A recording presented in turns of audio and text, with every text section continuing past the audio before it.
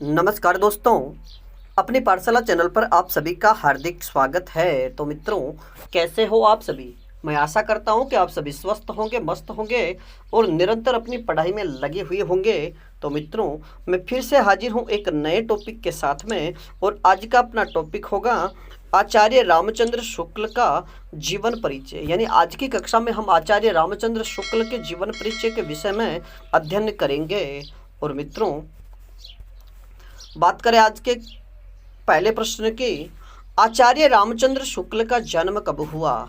आचार्य रामचंद्र शुक्ल का जन्म कब हुआ? तो इसका सही उत्तर होगा 4 अक्टूबर 1884 ईस्वी को अगौना, बस्ती जिला, उत्तर प्रदेश में। और मित्रों, अगर निधन की बात की जाए तो इनका निधन 2 फरवरी 1941 को हुआ था। यानी हमारे हिंदी साहित्य के जाने माने इतिहासकार, साहित्यकार, निबंधकार और आलोचक, समालोचक, यानी हिंदी साहित्य का सर्वमान्य इतिहास ग्रंथ लिखने वाले आचार्य रामचंद्र शुक्ल का ये जीवन यानी जन्म 1884 और निधन 1941 को हुआ था। बात करें आज के अगले प्रश्न की, शुक्ल जी के माता पिता का नाम क्या था? आचार्य रामचंद्र शुक्ल के माता पिता का नाम क्या था? इसका सही उत्तर होगा पिता का नाम चंद्रबली और माता का नाम विभासिता। और मित्रों, अगर इनके विवाह की बात करें तो इनकी पत्नी का नाम सावित्री देवी, यानी इनका विवाह 1898 ईस्वी को सावित्री देवी के साथ हुआ था। अगला प्रश्न, आचार्य रामचंद्र शुक्ल का साहित्यिक जीवन किससे शुरू हुआ? यानी आचार्य रामचंद्र शुक्ल का जो साहित्यिक जीवन है वह किस विधा से शुरू हुआ? तो इसका सही उत्तर होगा कविता लेखन से।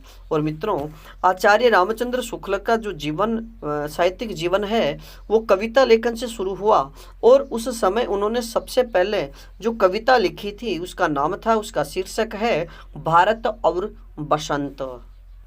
अब बात करें आज के अगले प्रश्न की, आचार्य शुक्ल की भारत और बसंत शीर्षक कविता किस पत्रिका में प्रकाशित हुई? यानी आचार्य रामचंद्र शुक्ल की जो सर्वप्रथम कविता लिखी गई है, इनके साहित्य जीवन की शुरुआत जिस कविता से हुई उसका शीर्षक भारत और बसंत है। यह किस पत्रिका में प्रकाशित हुई थी? तो इसका सही उत्तर होगा आनंद कादंबिनी में। अब बात करें आज के अगले प्रश्न की, आचार्य रामचंद्र शुक्ल आनंद कादंबनी के संस्थापक कब बने? आचार्य रामचंद्र शुक्ल आनंद कादंबिनी के संस्थापक कब बने? तो इसका सही उत्तर होगा 1903 ईस्वी में। यानी 1903 ईस्वी से इन्होंने आनंद कादंबनी का संपादन कार्य संभाला, जो 1908 ईस्वी तक लगातार करते रहे। यानी 1903 से लेकर 1908 तक इन्होंने आनंद कादंबनी का संपादन कार्य किया। अगला प्रश्न, आचार्य रामचंद्र शुक्ल की एकमात्र कहानी कौन सी है? यानी आचार्य रामचंद्र शुक्ल की एकमात्र कहानी कौन सी है? तो इसका सही उत्तर होगा 11 वर्ष का समय। और मित्रों, यानी आचार्य शुक्ल जी की जो एकमात्र कहानी है 11 वर्ष का समय, यह 1903 ईस्वी में लिखित है। अगला प्रश्न, आचार्य रामचंद्र शुक्ल मिर्जापुर हाई स्कूल में किस विषय के शिक्षक थे? यानी आचार्य रामचंद्र शुक्ल मिर्जापुर हाई स्कूल में किस विषय के अध्यापक थे? तो इसका सही उत्तर होगा चित्रकला के। अगला प्रश्न, आचार्य शुक्ल का सर्वप्रथम किस साहित्यकार से परिचय हुआ? यानी आचार्य रामचंद्र शुक्ल का किस साहित्यकार से परिचय हुआ था? तो इसका सही उत्तर होगा चौधरी बद्री नारायण प्रेमघन। यानी जब इनके पिताजी का तबादला मिर्जापुर में हुआ और ये मिर्जापुर गए, और तो इनका सर्वप्रथम जो साहित्यकार है चौधरी बद्री नारायण प्रेमघन, उनसे इनका परिचय हुआ था। अब बात करें आज के अगले प्रश्न की, आचार्य रामचंद्र शुक्ल काशी नागरी प्रचारिणी सभा के संस्थापक कब बने? आचार्य रामचंद्र शुक्ल काशी नागरी प्रचारिणी सभा के संस्थापक कब बने? तो इसका सही उत्तर होगा सन 1905 ईस्वी में हिंदी शब्द सागर के निर्माण के लिए। यानी आचार्य रामचंद्र शुक्ल 1905 ईस्वी में काशी नागरिणी प्रचारिणी सभा के संस्थापक बने थे और उसमें एक प्रकरण छपा करता था हिंदी शब्द सागर की भूमिका। तो उसके निर्माण के लिए इन्होंने इसका संपादन कार्य संभाला था। अगला प्रश्न, आचार्य रामचंद्र शुक्ल की जीवनी कब व किसने लिखी? यानी आचार्य रामचंद्र शुक्ल की जीवनी किसने व कब लिखी? तो इसका सही उत्तर होगा आचार्य चंद्रशेखर शुक्ल ने। मित्रों याद रखिएगा कि सर्वप्रथम आचार्य रामचंद्र शुक्ल की जो जीवनी है वह आचार्य चंद्रशेखर शुक्ल ने 1963 ईस्वी में लिखी थी। और शीर्षक की बात करें कि वो किस नाम से लिखी गई, तो आचार्य चंद्रशेखर शुक्ल जी की जो जीवनी है आचार्य रामचंद्र शुक्ल जीवन व कृतित्व, इस शीर्षक से उन्होंने उनकी जीवनी लिखी है। अगला प्रश्न, राजमल बोरा ने आचार्य शुक्ल की जीवनी किस नाम से लिखी है?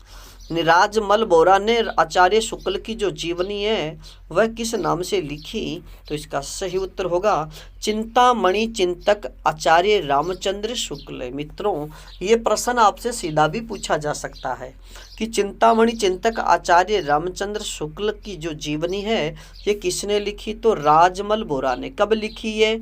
सन 2000 में। अब बात करें आज के अगले प्रश्न की, आचार्य रामचंद्र शुक्ल की प्रमुख रचनाएं कौन कौन सी हैं? अब हम चर्चा करने जा रहे हैं आचार्य रामचंद्र शुक्ल की जो प्रमुख रचनाएं हैं उनको लेकर के। तो सबसे पहले बात करें हिंदी साहित्य का विकास, यानी आचार्य रामचंद्र शुक्ल ने की जो रचना है हिंदी साहित्य का विकास, ये उनकी प्रसिद्ध रचना है और ये कब लिखी गई? 1929 में। अगला प्रश्न, गोस्वामी तुलसीदास, यानी इनकी अगली जो रचना है उसका नाम है गोस्वामी तुलसीदास, जो 1923 में इन्होंने लिखी। जायसी ग्रंथावली की बात करें तो ये 1924 में लिखी गई। और भरमर गीत सार ग्रंथावली की अगर चर्चा की जाए कि भरमर गीत सार ग्रंथावली की शुक्ल जी ने कब लिखी, तो 1924 में। सीधा प्रश्न ये पूछा जाता है, बार बार पूछा जाता है कि भरमर गीत सार ग्रंथावली के रचयिता कौन हैं? तो सही उत्तर होगा आचार्य रामचंद्र शुक्ल। कब लिखी गई? 1924 में। अगला प्रश्न, चिंतामणि भाग 1। और मित्रों यानी आचार्य रामचंद्र शुक्ल की जो रचनाएं हैं, जो इनके जो निबंध हैं वह चिंतामणि के 4 भागों में हैं। तो पहला जो भाग है चिंतामणि भाग 1, दूसरा है चिंतामणि भाग 2, तीसरा चिंतामणि भाग 3, फिर चिंतामणि भाग 4। आगे हम इनके जो संपादन वर्ष है, जैसे प्रथम का संपादन किसने किया, दूसरे का किसने किया, तीसरे का किसने किया, तो सभी के हम संपादन के जो संपादक है उनकी और इनका संपादन कब कब किया गया, प्रकाशन कब हुआ, इन सभी की चर्चा करेंगे। अब बात करें आज आचार्य शुक्ल की अगली रचना की। इनकी अगली रचना का नाम है रस मीमांसा, यानी आचार्य शुक्ल की जो अगली रचना है रस मीमांसा, इसका प्रकाशन 1949 में हुआ। और कल्पना का आनंद, यानी कल्पना का आनंद जो रचना है यह इसका प्रकाशन 1901 में हुआ। और विश्व प्रपंच जो रचना है इसका प्रकाशन 1920 में। और बुद्ध चरित्र इसका प्रकाशन 1922 ईस्वी में हुआ था। अब बात करें आज के अगले प्रश्न की, चिंतामणि भाग 1 का प्रकाशन कब हुआ, वह किसने किया? यानी चिंतामणि भाग आचार्य रामचंद्र शुक्ल के जो निबंध हैं इनको चिंतामणि के यानी चिंतामणि नाम से 4 भागों में संपादन या प्रकाशन किया गया है। तो चिंतामणि भाग 1 का प्रकाशन कब हुआ, किसने किया? तो इसका सही उत्तर होगा 1949 में आचार्य रामचंद्र 1939 में आचार्य रामचंद्र शुक्ल ने चिंतामणि भाग 1 का प्रकाशन आचार्य शुक्ल ने किया। कब किया? 1939 में।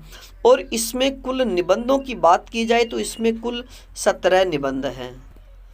अगली रचना की बात करें तो चिंतामणि भाग 2 का संपादन किसने व कब किया। यानी चिंतामणि आचार्य शुक्ल के निबंधों का जो संग्रह है चिंतामणि भाग 2 का संपादन किसने व कब किया, तो इसका सही उत्तर होगा 1945 ईस्वी में विश्वनाथ प्रसाद मिश्र ने। यानी चिंतामणि भाग 2 का प्रकाशन या संपादन विश्वनाथ प्रसाद मिश्र ने 1945 में किया। और अगर इसमें निबंधों की हम चर्चा करें तो इसमें केवल 3 निबंध है। अब मित्रों बात करें कि चिंतामणि भाग 3 का संपादन, यानी चिंतामणि भाग 3 का संपादन किसने किया, तो इसका सही उत्तर होगा यानी 1983 ईस्वी में डॉक्टर नामवर सिंह ने। यानी चिंतामणि भाग 3 का संपादन डॉक्टर नामवर सिंह ने किया। कब किया, तो 1983 ईस्वी में। और इसमें कुल निबंधों की चर्चा करें कि चिंतामणि भाग 3 में कुल कितने निबंध हैं, तो इसका सही उत्तर होगा 21 निबंध। अब बात करें आज के अगले प्रश्न की। चिंतामणि भाग 4 का संपादन किसने व कब किया। यानी आचार्य शुक्ल के निबंधों का संग्रह चिंतामणि भाग जो 4 है उसका संपादन किसने किया व कब किया, तो इसका सही उत्तर होगा 2002 में। यानी इसका संपादन 2002 में ये प्रकाशित की गई और डॉक्टर कुसुम चतुर्वेदी व डॉक्टर ओम प्रकाश सिंह ने इसका संपादन कार्य किया। और अगर इसके कुल निबंधों की बात करें कि चिंतामणि भाग 4 में कुल कितने निबंध हैं, तो इसका सही उत्तर होगा 46 निबंध। अगला प्रश्न, आचार्य रामचंद्र शुक्ल के प्रसिद्ध कथन। अब मित्रों हम चर्चा करने वाले हैं आचार्य रामचंद्र शुक्ल के वे प्रसिद्ध कथन जो बार बार परीक्षाओं में पूछे जाते हैं। तो सबसे पहले कथन की बात करें कि प्रत्येक देश का साहित्य वहाँ की जनता की चित्त वृत्तियों का संचित प्रतिबिंब होता है। ये पंक्ति तो पूछी ही जाती है। अगर आपसे ये पंक्ति देकर पूछ लिया जाए कि प्रत्येक देश का साहित्य वहाँ की जनता की चित्त वृत्तियों का संचित प्रतिबिंब होता है, किसकी है, तो आचार्य रामचंद्र शुक्ल की। अगली पंक्ति की बात करें तो हृदय की अनुभूति ही साहित्य में रस और भाव कहलाती है। हृदय की अनुभूति ही साहित्य में रस और भाव कहलाती है। ये पंक्ति किसकी है, तो आचार्य रामचंद्र शुक्ल की। अगली पंक्ति की चर्चा करें तो हृदय के प्रभावित होने का नाम ही रसानुभूति है। यानी हृदय के प्रभावित होने का नाम ही रसानुभूति है। यह पंक्ति किसकी है, तो आचार्य रामचंद्र शुक्ल की। अगली पंक्ति की बात करें, जिस प्रकार आत्मा की मुक्तावस्था ज्ञान दशा कहलाती है, उसी प्रकार हृदय की मुक्तावस्था रस दशा कहलाती है। यह प्रसिद्ध पंक्ति किसकी है, तो आचार्य रामचंद्र शुक्ल की। अगली पंक्ति की बात करें तो हमें अपनी दृष्टि से दूसरे देशों के साहित्य को देखना होगा।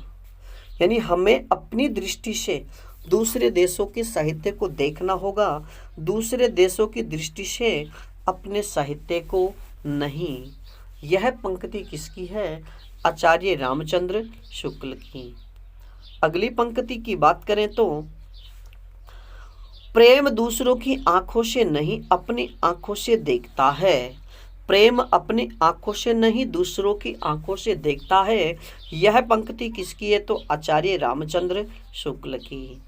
अगली पंक्ति की बात करें, यदि गद्य कवियों की कसौटी है तो निबंध गद्य की कसौटी है।